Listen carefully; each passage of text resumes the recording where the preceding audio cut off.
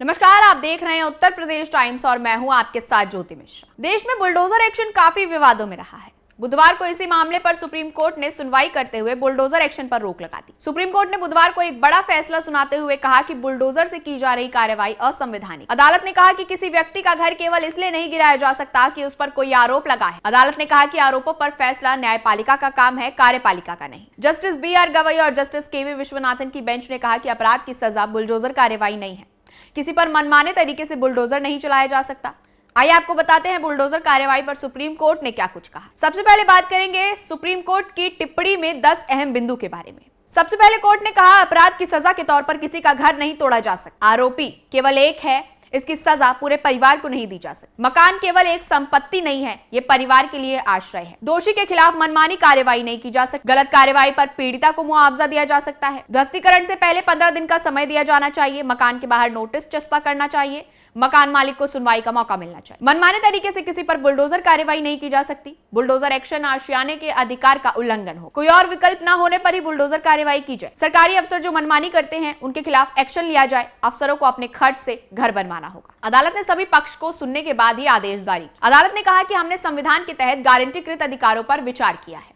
ये व्यक्तियों को राज्य की मनमानी कार्रवाई से सुरक्षा प्रदान करते हैं। अदालत ने कहा कि सत्ता को मनमाने प्रयोग की इजाजत नहीं दी जा सकती। इसके साथ ही सुप्रीम कोर्ट ने बुलडोजर से हो रही कार्रवाई को लेकर अपनी गाइडलाइंस जारी की है, जिसमें सबसे पहली गाइडलाइन है, यदि ध्वस्तीकरण का आदेश पारित किया जाता है तो इस आदेश के विरुद्ध अपील करने के लिए समय दिया जाना चाहिए। दूसरा, सड़क, नदी, तट आदि पर अवैध संरचनाओं को प्रभावित न करने के निर्देश। तीसरा, बिना कारण बताओ नोटिस के ध्वस्तीकरण की कार्रवाई नहीं की जाएगी। चौथा, मालिक को पंजीकृत डाक द्वारा नोटिस भेजा जाएगा और नोटिस को संरचना के बाहर चिपकाया जाएगा। पांचवा, नोटिस तामील होने के बाद अपना पक्ष रखने के लिए संरचना के मालिक को 15 दिन का समय दिया जाएगा। छठा, तामील होने के बाद कलेक्टर और जिला मजिस्ट्रेट द्वारा सूचना भेजी जाएगी। सातवां, कलेक्टर और डीएम नगर पालिका भवनों के ध्वस्तीकरण आदि के प्रभारी नोडल अधिकारी नियुक्त करें। नोटिस में उल्लंघन की प्रकृति, निजी सुनवाई की तिथि और किसके समक्ष सुनवाई तय की जाएगी। निर्दिष्ट डिजिटल पोर्टल उपलब्ध कराया जाएगा, जहां नोटिस और उसमें पारित आदेश का विवरण उपलब्ध कराया जाएगा। प्राधिकरण व्यक्तिगत सुनवाई सुनेगा और मिनटों को रिकॉर्ड किया जाएगा। इसके बाद अंतिम आदेश पारित किया जाएगा।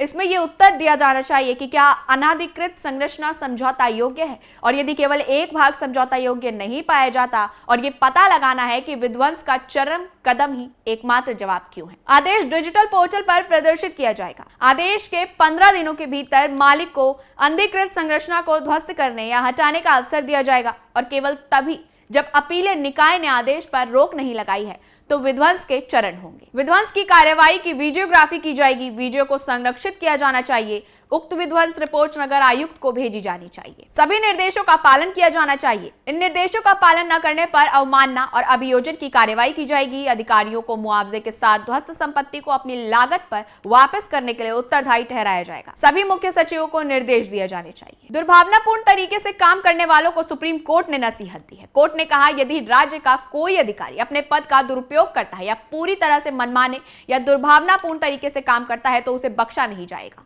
निर्दोषता की धारणा आपराधिक न्यायशास्त्र का मूल पहलू है। ऐसी मनमानी, एक तरफा कार्रवाई का कानून के शासन वाले देश में कोई स्थान नहीं है। कोर्ट ने कहा, यदि कार्यपालिका किसी व्यक्ति का मकान केवल इस आधार पर गिरा देती है कि वो अभियुक्त है तो ये कानून के शासन का उल्लंघन है। सुप्रीम कोर्ट ने कहा कि यहां तक कि गंभीर अपराधों के आरोपी और दोषी के खिलाफ भी बुलडोजर की कार्रवाई बिना नियम का पालन किए नहीं किया जा सकती। यदि तोड़फोड़ अवैध पाई जाती है तो संपत्ति को पुनः स्थापित करना होगा। नगर पालिका कानून, पंचायत कानून, नगर नियोजन कानून का उल्लंघन सिद्ध होना चाहिए। प्रभारी अधिकारी को यह बताना होगा कि तोड़फोड़ ही एकमात्र रास्ता क्यों है। तोड़फोड़ की पूरी वीडियोग्राफी होगी। तोड़फोड़ की सूचना जारी होने के बाद भी एक विंडो होनी चाहिए। कारण बताओ नोटिस जारी करने के बाद उचित अवधि दी जानी चाहिए। उचित नोटिस होना चाहिए। सुनवाई होनी चाहिए। पंजीकृत पोस्ट से नोटिस भेजा जाए। इसके साथ ही कार्रवाई का डिजिटल रिकॉर्ड हो। अगर यह साबित हो जाए कि वो अनाधिकृत निर्माण है तो वैकल्पिक व्यवस्था करने के लिए उचित समय दिया जाना चाहिए। भूमि, जल निकायों, वन भूमि पर अतिक्रमण को संरक्षण नहीं दिया जाएगा। सुप्रीम कोर्ट के दिशा निर्देशों का उल्लंघन करने पर अवमानना की कार्रवाई की जाए। फिलहाल इस खबर में इतना ही। यूपी से जुड़ी तमाम बड़ी खबरों के लिए देखते रहिए उत्तर प्रदेश टाइम्स। धन्यवाद। हम हैं देश के दिल, उत्तर प्रदेश की धड़कन, उत्तर प्रदेश टाइम्स।